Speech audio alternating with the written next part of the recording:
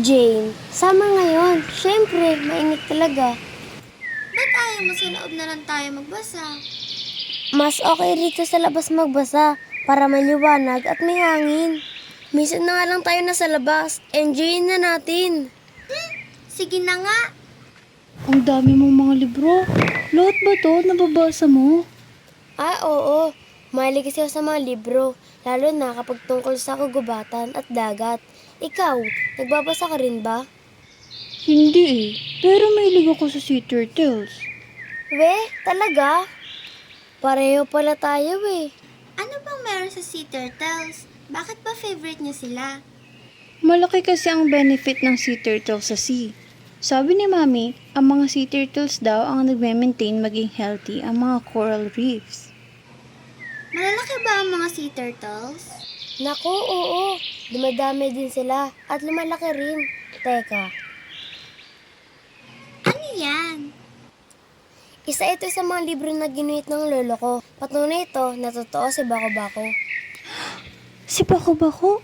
Yung sea turtle na nandito sa land? Yung sea turtle na kapag lumabas siya, pwede mawala ang meron tayo ngayon? Babi naman eh. Hindi na malalabas si Bako Bako kung walang gagalaw at aalagaan natin ang paligid natin. Talaga? Basahin mo na, Robert! Etong libro na to ang patunay na si Bako Bako ay totoo.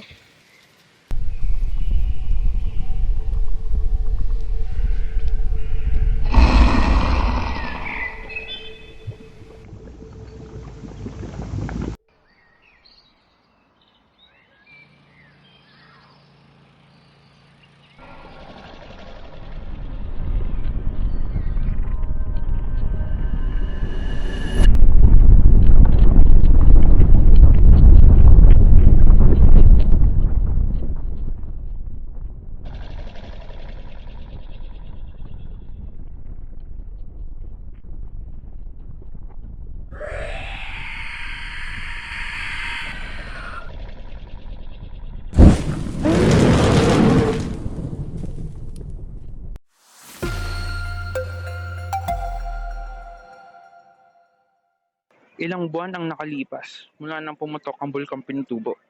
Ayon sa isang residente, tila ito halimaw na lumalagablab sa galit. Sabi pa ng iilan, ito ay isang babala mula sa kalikasan. Hindi man makumpirma ang mga ganitong sabi-sabi, mas mainam na huwag tayong gumawa ng ikasisira ng ating kalikasan. Sapagkat base sa ating nakikita, ito ay marunong ding maningil. Hindi man ngayon, ngunit maaaring sa nalalapit na hinaharap.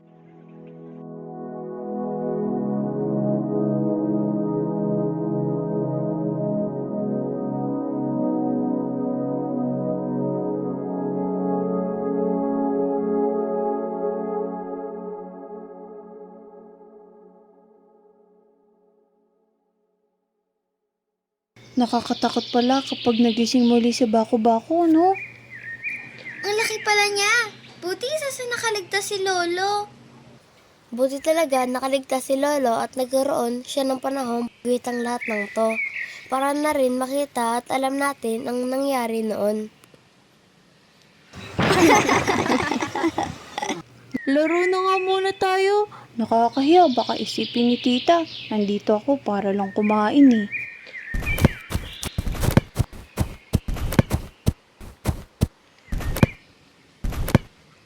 Hala! Sorry! Ako na kukuha.